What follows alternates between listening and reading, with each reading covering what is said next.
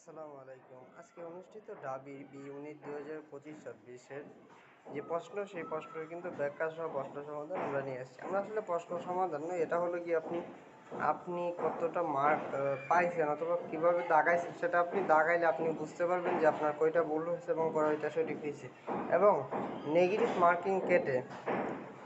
Marking কেটে আপনাকে আপনার মার্কটা দেখানো হবে যে আপনি এত মার্ক পাইছেন সেই জিনিসটা।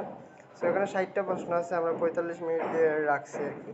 মানে এটা আপনার ডাবে আজকে যে পরীক্ষাটা দিয়ে আসছেন সেই পরীক্ষাটা আর কি। এখানে যে জিনিসটা হলো কি আপনি মার্কটা দেখানো হবে আর কি। একদম ভুল হলে আপনার ভুলটা কাইটে একদম দেখানো হবে।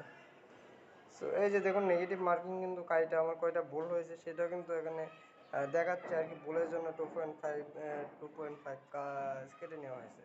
সো আপনারা দেন এবং কত মার্ক পাইছেন এবং কমেন্টে আমাদের জানান।